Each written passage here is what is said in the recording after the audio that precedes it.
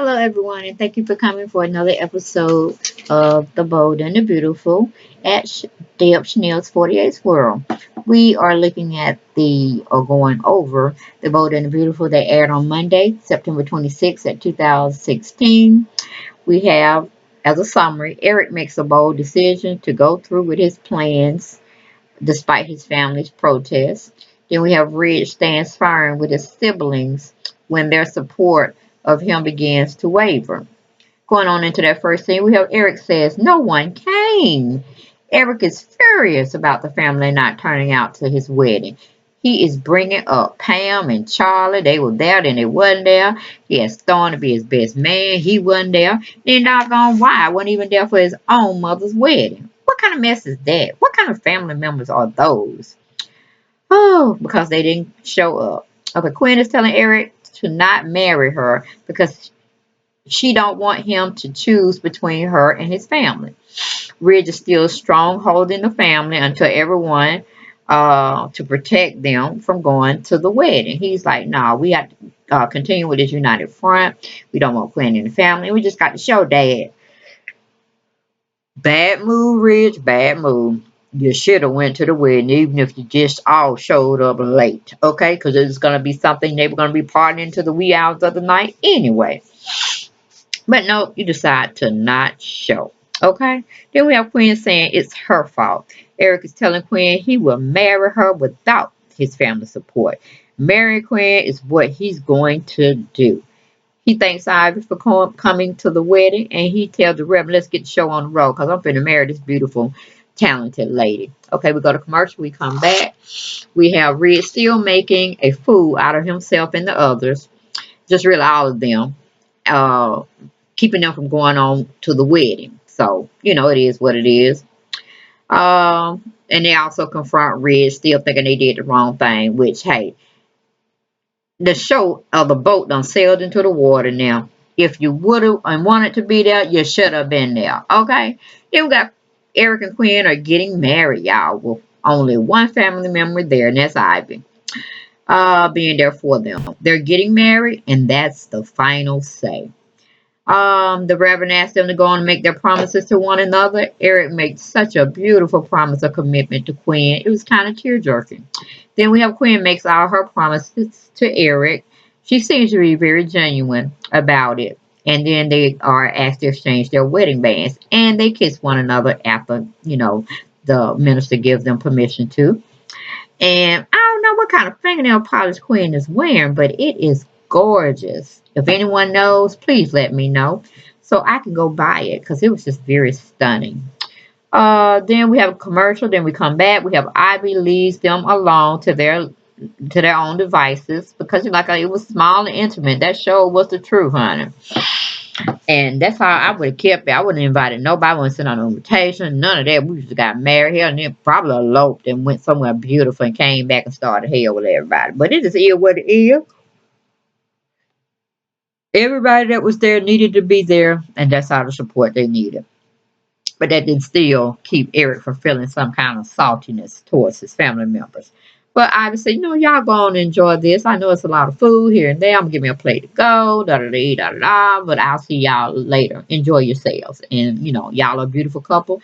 Keep looking forward. Don't look backwards at people, and keep doing your thing. So she kissed both of them, and then she goes on that door, which I thought was kind of strange. But then as they play the scene a little further, Ivy goes over to the office where all of them hen heads are there.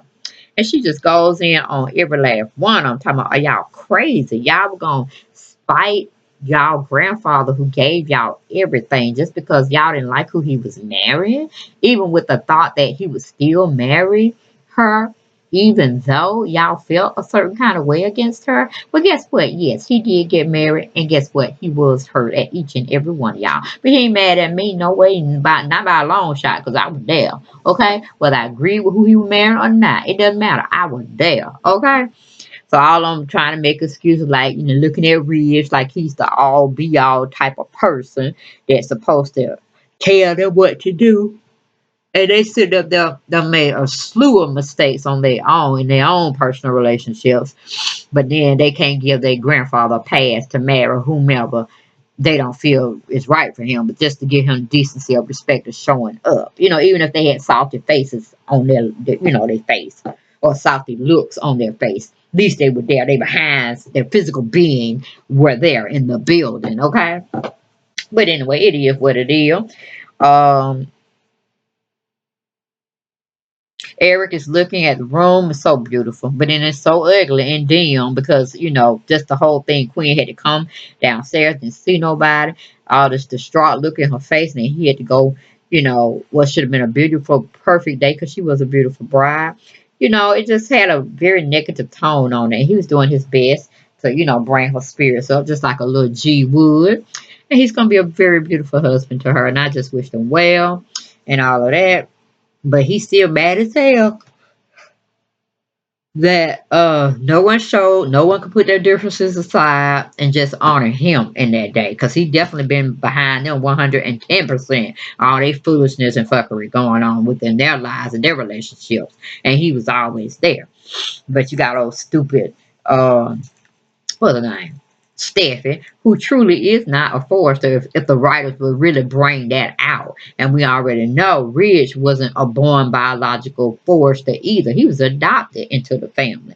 Okay? So I'm like, the two people that's really are not Forresters biologically. You see what I'm saying? They them two cutting up. So I'd be ripping them to shreds, throwing them out the business. I would be giving them the negative business because it just didn't make no sense.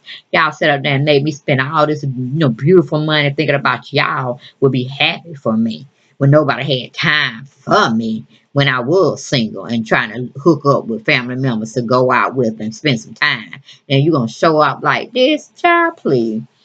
Honey, Ivy tells everyone Eric loves Queen. Eric just can't believe his family deserted him on his wedding day.